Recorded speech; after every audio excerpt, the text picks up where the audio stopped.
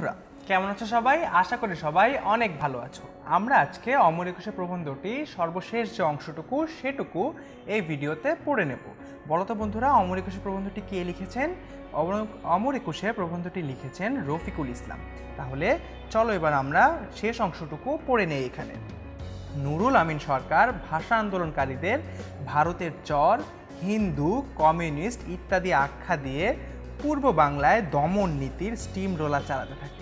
অর্থাৎ নুরুল আমিন সরকার যারা ভাষা আন্দোলন করছে তাদেরকে ভারতের চর বলে আখ্যায়িত করে, হিন্দু বলে আখ্যায়িত করে, কমিউনিস্ট বলে আখ্যায়িত করে এবং আন্দোলনকে ভাষা আন্দোলন থেকে অন্যদিকে প্রবাহিত করার চেষ্টা করে এবং সাথে সাথে কিন্তু সে পূর্ব বাংলার দমন নীতির স্টিম রোলার সে চালাতেই থাকে এবং যে কোনোভাবেই সেই আন্দোলনটিকে দমন করতে চায়।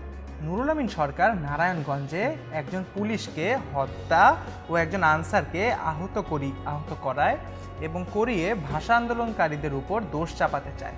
অর্থাৎ আমরা এখানে দেখতে পাচ্ছি যে নুরুল আমিন সরকার কিন্তু এই পূর্ব বাংলায় দমন নীতির স্টিম রোলার এত বিশালভাবে চালাতে থাকে যে তারা একজন পুলিশকে হত্যাও করে এবং সেটি হত্যার দায় কিন্তু তারা ছাত্রছাত্রীদের উপর, ভাষা আন্দোলনকারীদের উপর চাপানোর চেষ্টা করে। কিন্তু আন্দোলন স্তিমিত হয় না। অর্থাৎ আমরা এখান থেকে বুঝতে পারছি যে আন্দোলন কিন্তু কমে যায় না। এর ফলে 52 সালের 21শে ফেব্রুয়ারির ভাষা শহীদ রফিকুদ্দিন আহমদ, আবুল বরকত, আব্দুল জব্বার, আব্দুল সালাম আর 22শে ফেব্রুয়ারির ভাষা শহীদ শফিউর রহমান, আব্দুল আউয়াল, কিশোর অলিউল্লাহ এবং আরেকজন অজ্ঞাত পরিচয় বালক। তাহলে আমরা কিন্তু অমর একুশে প্রবন্ধটি পড়ে নিলাম এবং শেষ দুটি লাইনেই কিন্তু আমরা জেনে নিলাম 21শে ফেব্রুয়ারিতে কারা কারা শহীদ হয়েছিলেন এবং 22শে ফেব্রুয়ারিতে কারা কারা শহীদ হয়েছিলেন।